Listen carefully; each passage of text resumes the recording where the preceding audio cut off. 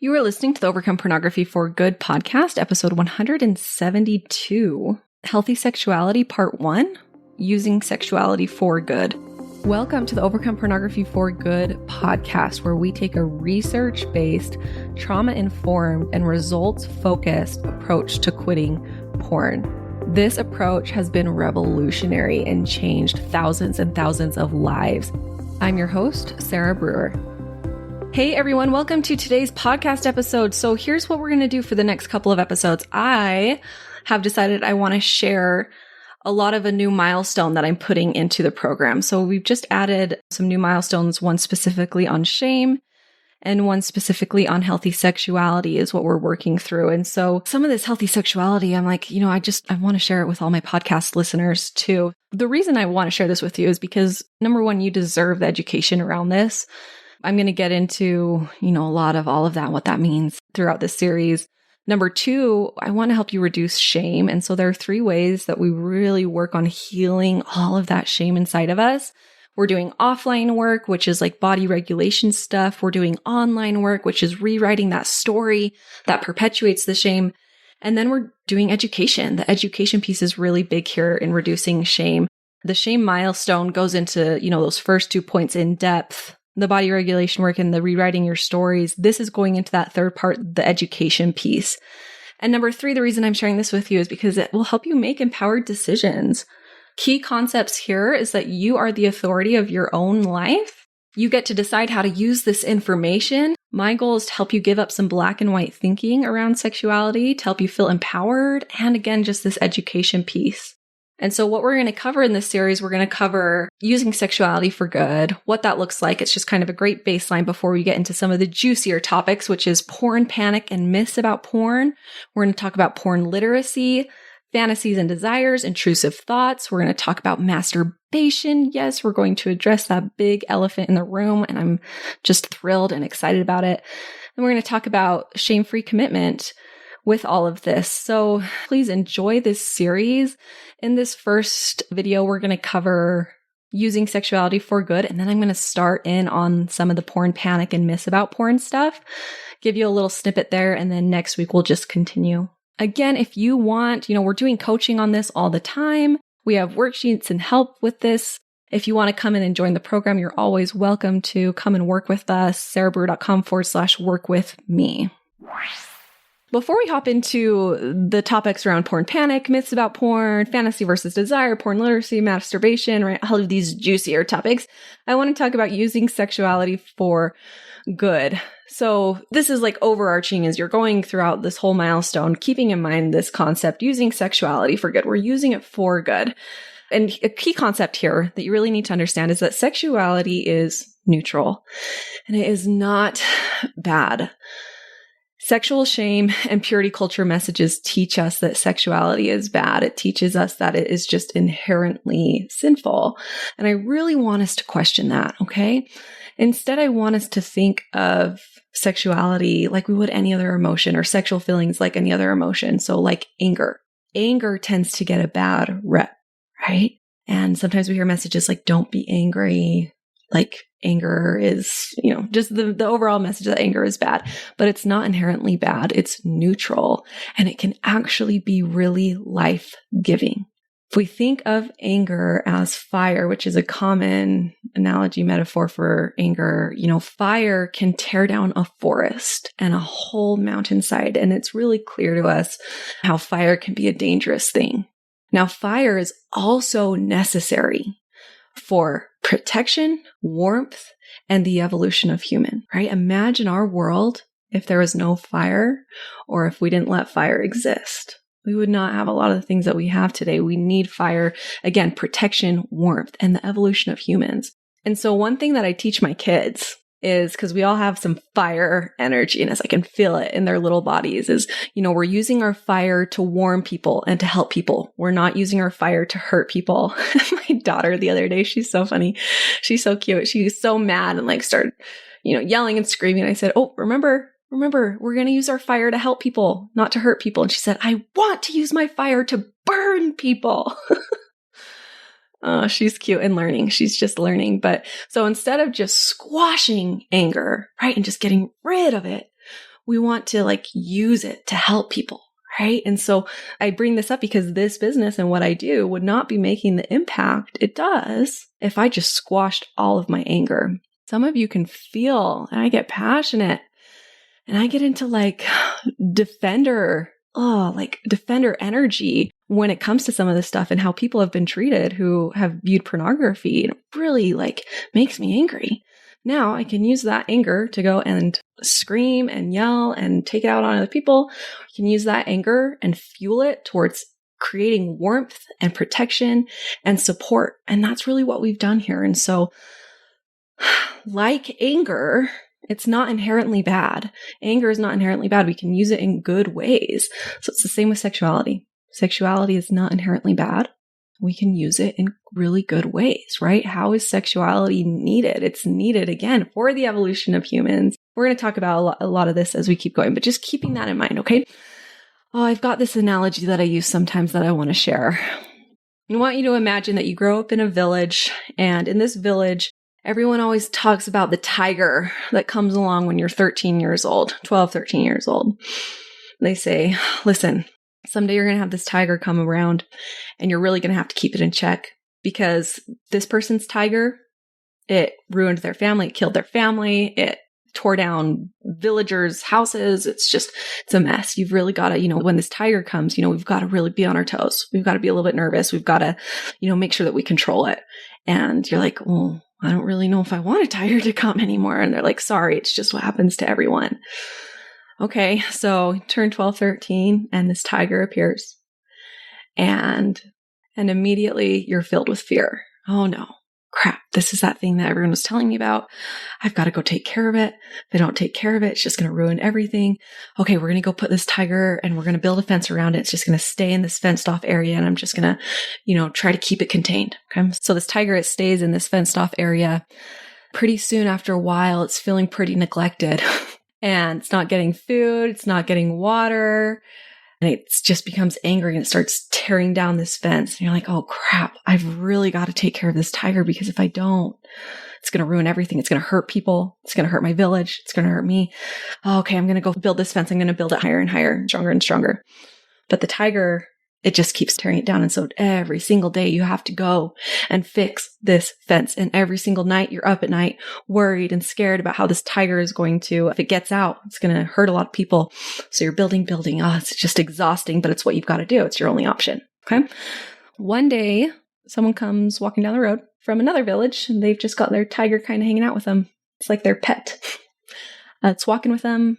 It's protecting them from, anyone that outside of them might be trying to get them. It seems like it's this person's buddy and you're just in awe. You're also a little bit terrified. You find out that, this tiger is safe, this person is safe. And so you approach him and you say, hey, how did you get your tiger to not tear down everything and not hurt people? How can I have this? And they tell you, I had to train it. And I got hurt a little bit. I got, nicked and bit a little bit, but I trained it and I loved it. And, eventually it became my friend instead of something that I was very afraid of and that was hurting other people. And you're like, oh, okay. Can you teach me how to do that? And they say, yeah.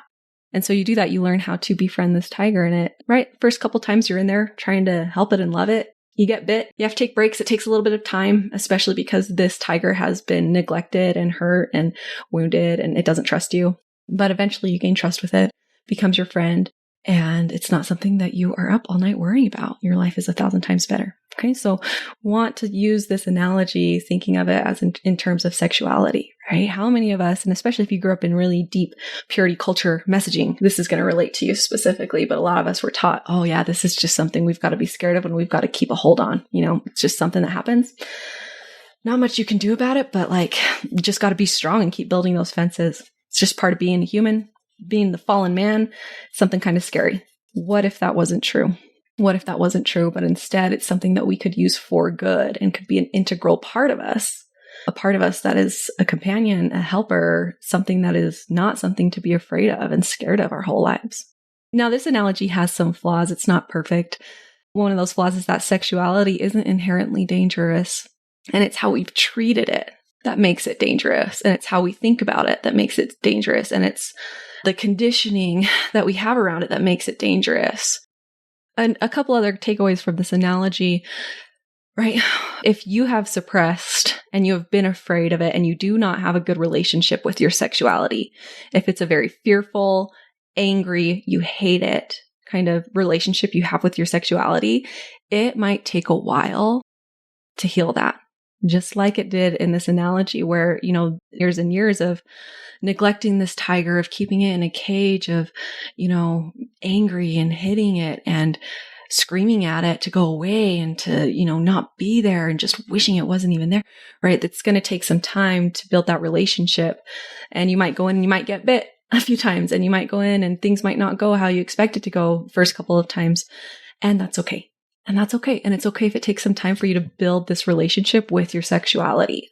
Now, using sexuality for good, what that can look like is it looks like using it for connection, using it to connect with your person, to connect with your partner, right? Really deep, beautiful connections that you can't get without it. It also looks like passion. Passion is using sexuality for good and experiencing passion with your person, with your people, however it is you decide to use that in a good way for you. That's another way we can use it for good.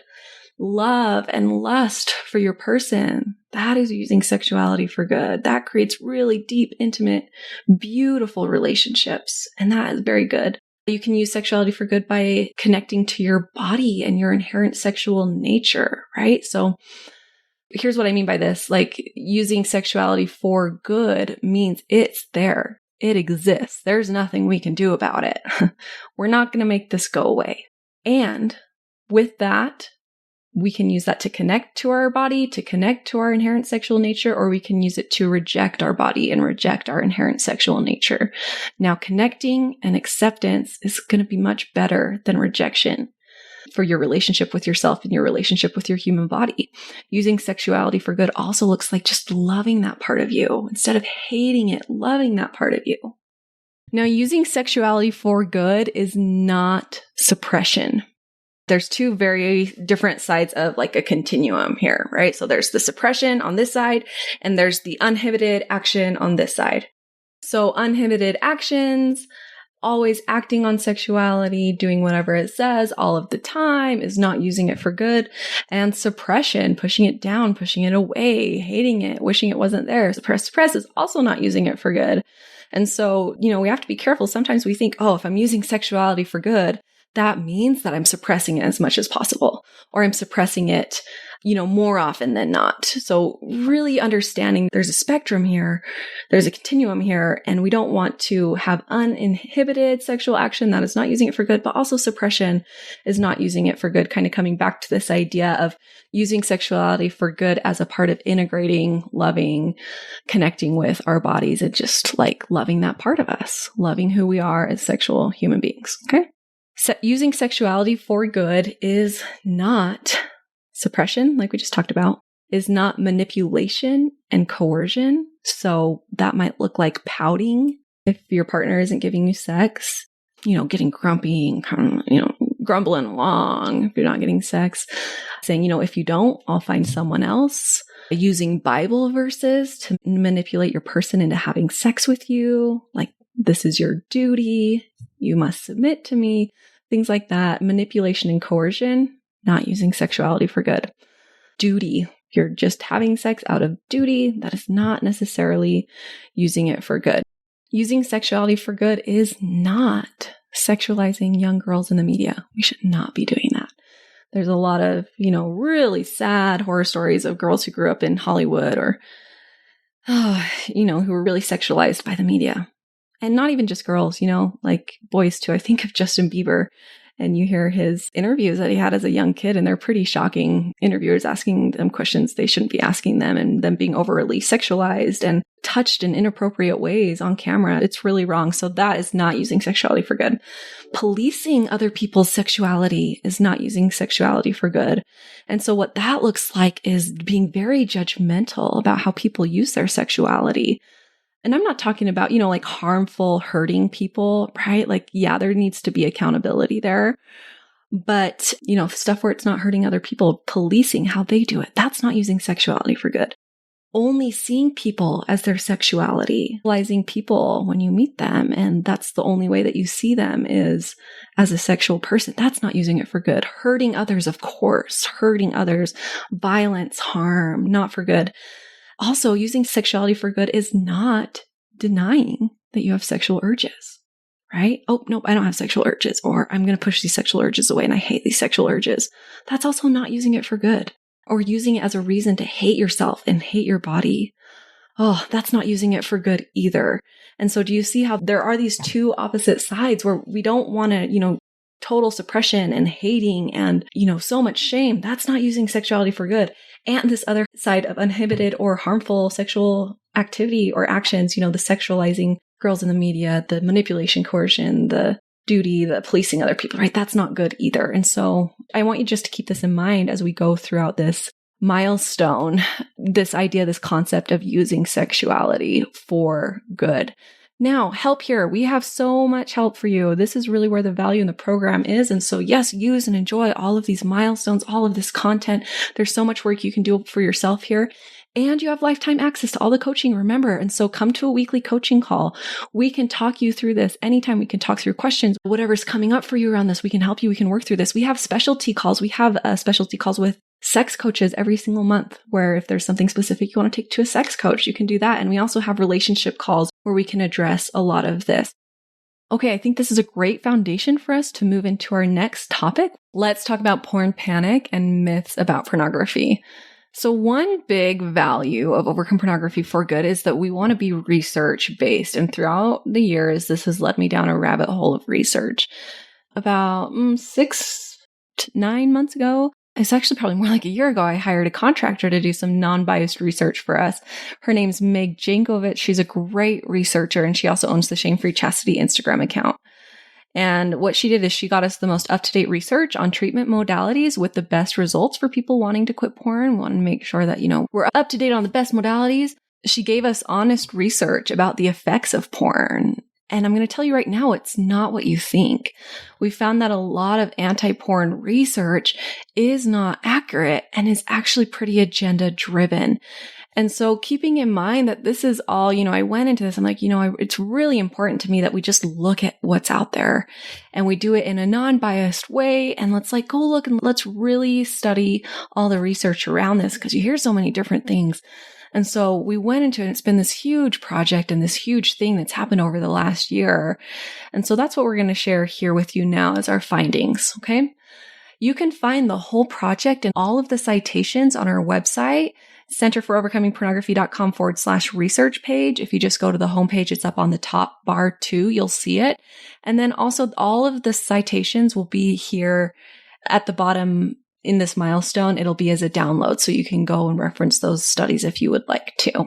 Now, the research that we found with the treatment research here is that compulsive viewing of pornography is about escapism, escaping uncomfortable emotions. That's it. Not addiction, not sexual deviance, not some hidden inner desires. It is simply a release of dopamine that can be habit forming. And mindfulness and acceptance of thoughts, the thought work that we work on, are shown to decrease problematic pornography use the most. Now, it was really fun to see this show up in all of the research, because that's what we do. And there's a reason that it works so well, and a reason this program has worked for so many people. And so it was fun to see that part really fitting with what we do. Other research findings is that trying to fight off sexual thoughts can actually increase them. This is why treatment that includes acceptance, mindfulness, and non-judgment is shown to be more effective. Right? I mean, we teach this with the beach ball example. Trying to fight off sexual thoughts can actually increase them. When you hold a beach ball underwater, what does it do? It wants to pop up. That's what happens. That's why we teach mindfulness.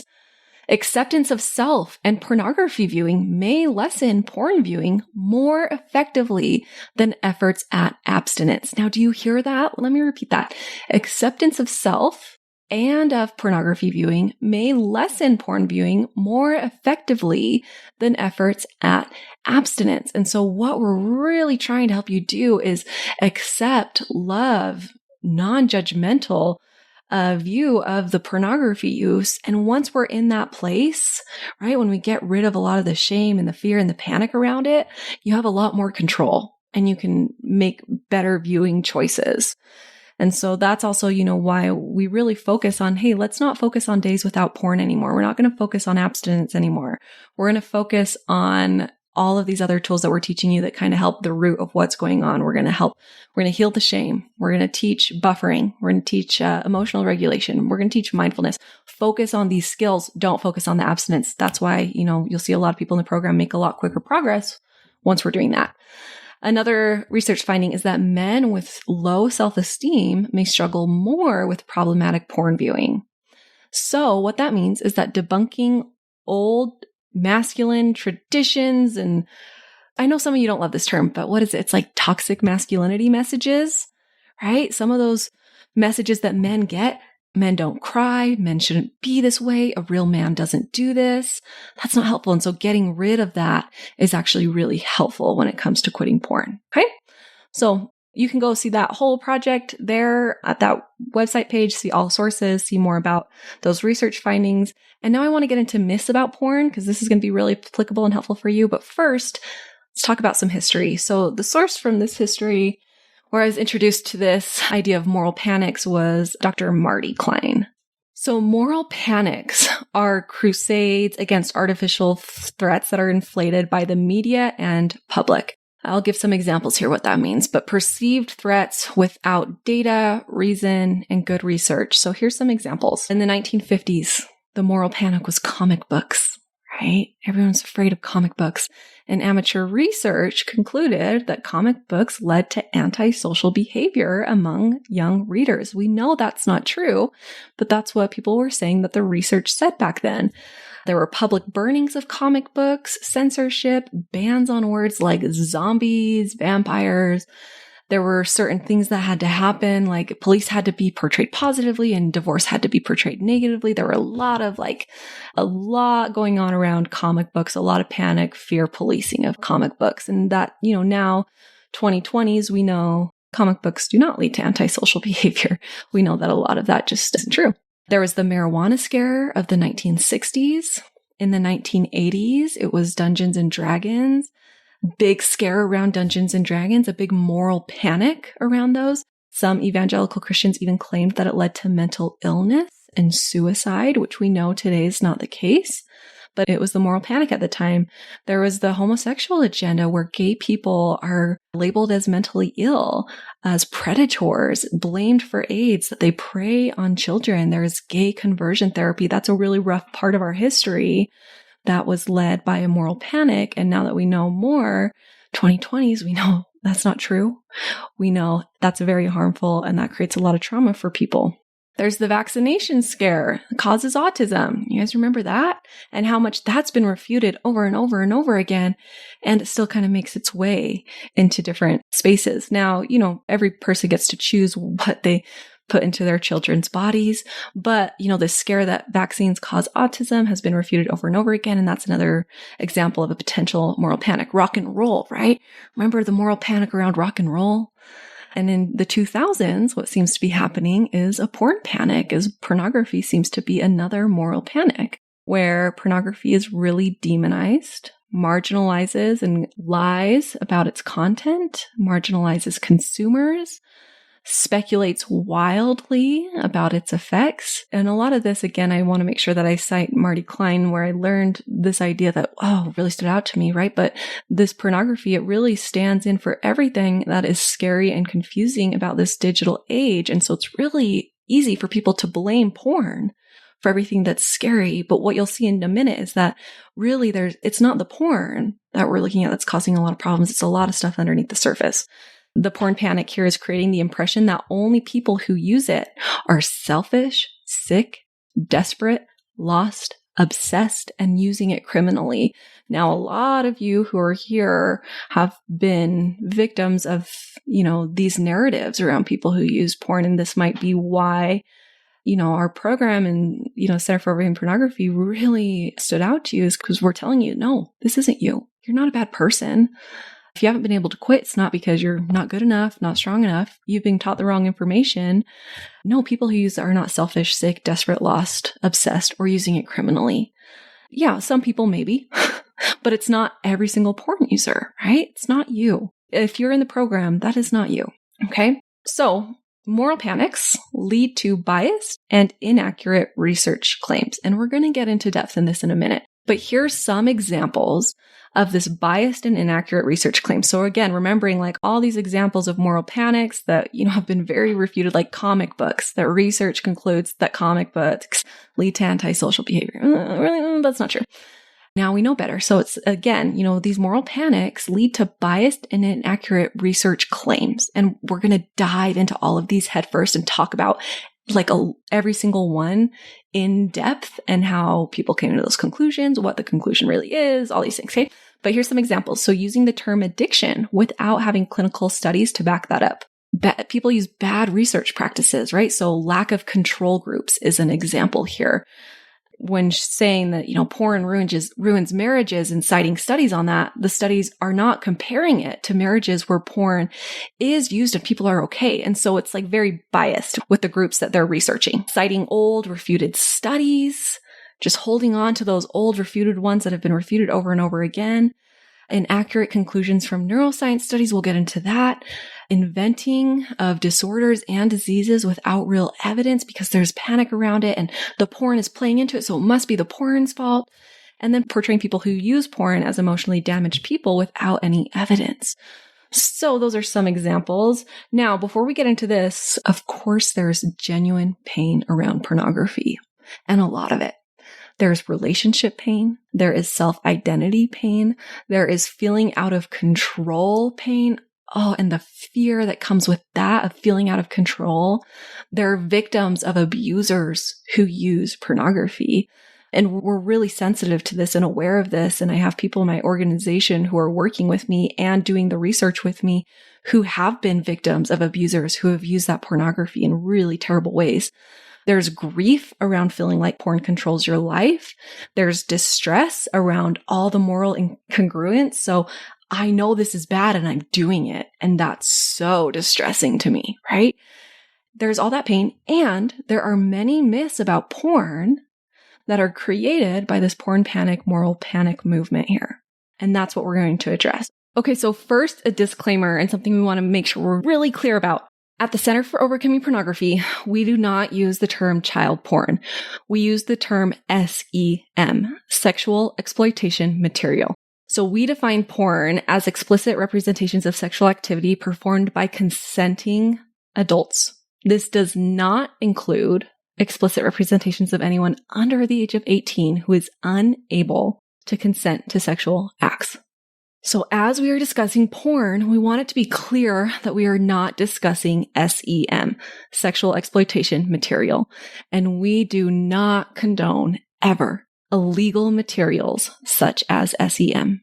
If you have come across SEM, and right, I think it's so powerful for us to not call it child pornography because it's not. It's sexual exploitation material.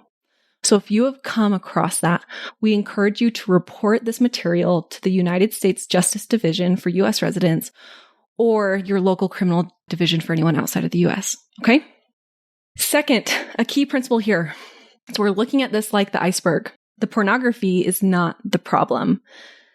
Now, underneath, if we look at porn, it's the top of the iceberg. And then underneath, we're going to be looking at stuff like sexual shame, buffering, escaping emotion, willpower, repression, shame spirals that lead to binging, over desire, witching hours, loneliness, negative beliefs about yourself, fear, porn panic, self-hatred, lack of education, fear, stress around intimacy, right? So it's really easy to blame the porn. And you're going to see a lot of these studies want to do that. They want to blame the porn. But what we really see underneath the surface is, the porn is actually pretty neutral. And we need to look at what's going on underneath to see what the real problem is. Okay, so keep that in mind. These issues exist, but we give the porn too much power. The porn is easy to blame. But when we blame the porn, it doesn't actually create real solutions. Okay? Third, you can find all of the research sources in the downloads below. As we go through these slides, you'll see that I'll have it sourced by the last name and the date. And so you can just go look at the last name and the date and then go in the document if you want to read through the actual sources. On our website, centerforovercomingpornography.com/research, you'll also see all of the links and sources. So you can go and look through those yourself if you would like to. But, the research is pretty heavy, and that's why I had to hire someone to come and look through it all and then, show it to me and summarize it for me. And she went, oh my goodness, you guys, she went to town and found so many things and did hours and hours and hours of this. And so we have those sources for you if you want to go and do hours and hours of this. But also the purpose of this class is to kind of condense it and show you it in a really easy to digest way. So one thing to understand about the research regarding pornography is that it is a bit mixed and it is a bit messy.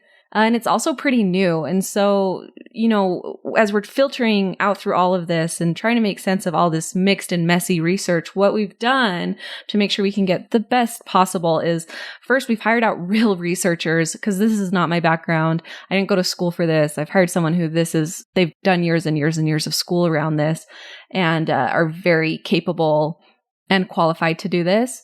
We've also used recent studies within the last 10 years, sometimes within the last 20 years. We don't go any earlier than 20 years. We've used peer-reviewed empirical articles. So what that means is that there are articles that have been combed over by many other scholars looking for strengths and weaknesses and usually being edited multiple times, have tons of eyes on it by people who, it's their job to make sure the stuff that's put out is really accurate. And then one last thing too that we recognize is that all research, even good research, has limitations, and that's always typically acknowledged in articles. They are some of those limitations. And, there's a reason we're a results-focused program too. Yeah, we're research-based and we're also results-focused. What that means is we're using the research to inform us, but we're really focused on what's going to get you the best results in your life and what works not just from a research standpoint, but from a practical standpoint in, individual lives. Here's the feelings that I hope that this gives you. Okay. I hope this gives you freedom, relief, and feeling empowered. Okay. If other feelings come up like distress or guilt and shame, please take note, breathe, and try to ground yourself. You can always use all the grounding tools we have here for you in the program. You can look through those, choose some of those, bring it to a coaching call, bring it to Ask a Coach. We will help you work through any feelings of distress, guilt, and shame that come up as we're going through this. Remembering a lot of this anti-porn research has been really harmful. And so just offering yourself a lot of grace as you're trying to understand how you want to apply it, as you're trying to understand how you want to think about this, give yourself grace and let us help you. Okay. And, kind of repeating myself here, but I just want to make this really clear. The goal of giving you the research and the education here is liberation. I want you to feel liberated, healing that side of you that's been scared and shamed and harmed. And then third, empowerment, to be an empowered consumer, to be empowered to make decisions for your life that fit your sexual values without lies, fear, and shame tactics. This is a typo. It's supposed to say without lies, fear, and shame tactics. Okay, so let's hop into it. Myths about porn. Number 1, you need it more and more. It's like an addiction. Your need will get stronger and stronger.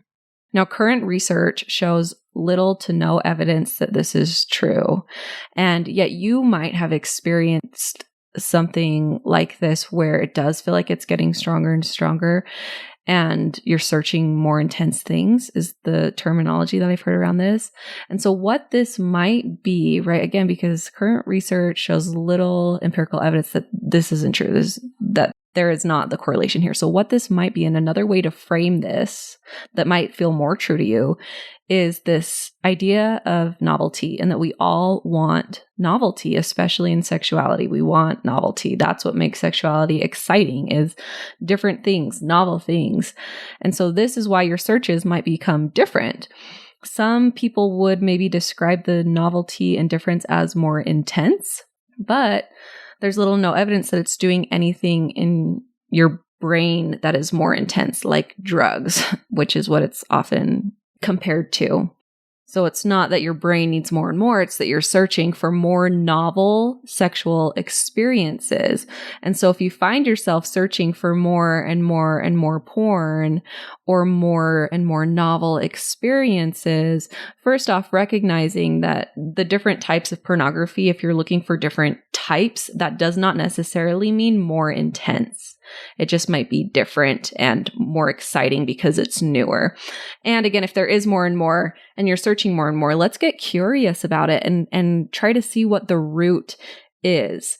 here. It could be more buffering, like more escaping negative emotion. It could be a lot of things, but the data does not show us that this is like addiction where your brain needs more and more of it. Myths about pornography. Pornography is addiction. Now, remember, you get to use whatever labels you want, but I want to give you here the research, the education around this, okay?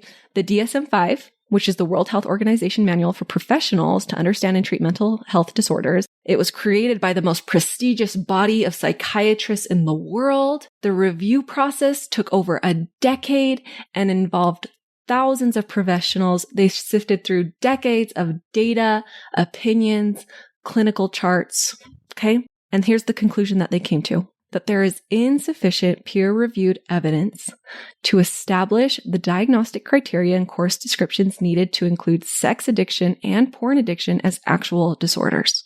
Here's what this means. Porn addiction is not a classified disorder in the DSM-5 or the ICD-11. This does not mean that there is not a lot of pain around porn. This does not mean that there is no compulsive behavior. Yes, there is compulsive behavior. This does not mean that you're making your experience up or that it's not as intense as you're saying it is. It is as intense. This does not mean that you have to drop the label addicted if it's working for you, right? We say use the label that works for you. This does not mean that there is something wrong with you for not being able to quit. Okay, as I'm sharing this, I want to make sure I validate your experience because it's very real. So what this does mean is that there is little to no evidence that addiction models for quitting pornography work in the long term, whereas mindfulness-based programs have shown a lot of success. You can see all of that study around mindfulness-based programs and what we're seeing here at centerforovercomingpornography.com/research page. So there is little to no evidence that addiction models for quitting porn work in the long term, whereas mindfulness-based programs, what we're doing here, have shown a lot of success in the research field. What this also means is that it's not your fault that you haven't been able to quit, right? If you have been using some of these addiction-based models and they're not working, it's like you've been fixing the microwave with the manual for the fridge. It's not because you're not good enough or because you're dumb. It's that you might have the wrong instructions and directions for what you really need to quit this. This also means that there's a lot of hope for you. There's a ton of hope for you. You don't have to be stuck in this forever. And it also means, your experiences, your hopelessness, and your feelings of being out of control are very real and very valid. And our goal is to use some of these approaches that showed to have more success over the addiction-based models. Again, our stance, use labels that help you. If the label of addiction is helpful, use it. If it doesn't help you, if it just leads to you feeling powerless, like you'll never change, like you're broken, or if it just leads you to justifying it, well, I'm addicted anyways, and I'm addicted and I'll always be, it's okay for me to look because I'm addicted, drop it, right? You get to choose labels that help you. If the addiction label helps you, use it. If it doesn't, drop it. Okay, you podcast listeners, this is where we're going to stop for today. It's been a pretty long one, but we have many more myths to go through, and we will talk about those next week. So we will see you next week. Thank you for being here. Come and join us in the program if you want some help and some coaching through all of this. sarahbrewer.com/work with us. We'll see you next time. Bye-bye. I want to invite you to come and listen to my free class, How to Overcome Pornography for Good Without Using Willpower. We talk about how to stop giving into urges without pure willpower or relying on phone filters so that you can actually stop wanting pornography. We talk about how to stop giving up after a few weeks or months, and spoiler alert, the answer isn't have more willpower. And then lastly, we talk about how to make a life without porn easily sustainable and permanent. If you're trying to quit porn, this class is a game changer. So you can go and sign up at sarahbrewer.com/masterclass, and it is totally free.